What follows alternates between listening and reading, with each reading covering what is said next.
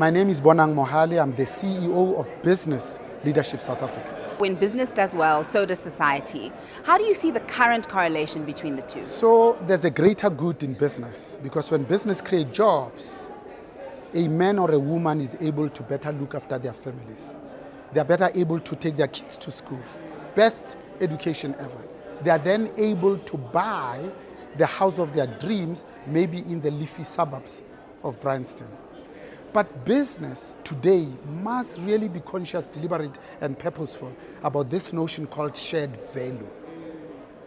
That one of the key challenges facing boards in their governance and oversight responsibility is to ensure that corporate decision-making is consistent not only with the whims of the shareholders, but a broader stakeholder community and the commitment made by the executives.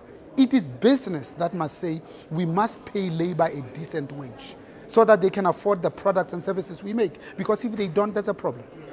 It must be business that says if I'm located in Marikana, it's manifestly in my interest that the township of Marikana prospers, because it is my colleagues that live decently, not in informal settlement. Therefore, what can I do to use the muscle, the force, the energy, the impetus of a big company to make sure that they as human beings also have a roof over their head? In Africa, we have a name for it. It's called Ubuntu. It's nothing special. It's nothing magical. It's what should come naturally. In your view, how are we faring in the financial services sector regarding leadership? Leadership is a big word, because leadership is about ensuring that we help our people to see around the corners so that they can always ask the question, so what else is missing? Leadership is about what happens when you are not there, not when you are there. Leadership is what you do when nobody is watching. Leadership comprises of two things. First, it's about influence. Secondly, it's about creating movement. So you choose to use the power you have judiciously. That's leadership.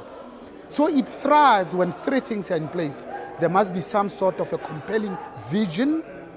Secondly, there must be courage to speak your mind irrespective of consequences. Lastly, it needs integrity.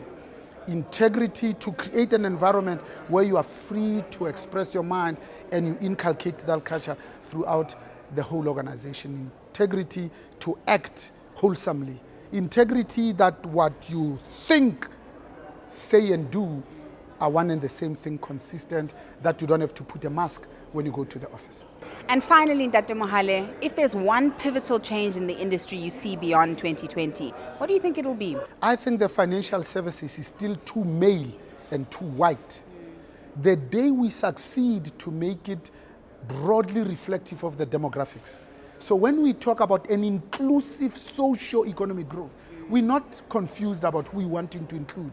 So we want to include more women, and we want to include more black people. So when the ownership as well as positions of leadership are occupied consistent with the rest of the population, then we know that we have succeeded, because when we speak about the greatest inequality in the world, we talk about Gini coefficient of 0.69. You round off the figures 0.7, but it's only income inequality. Wealth inequality is 0.95. It's not sustainable.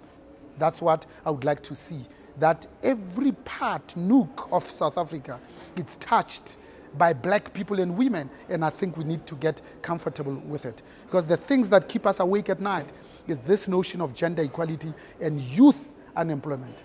Today we pay women 73% of what we pay men for work of equal value.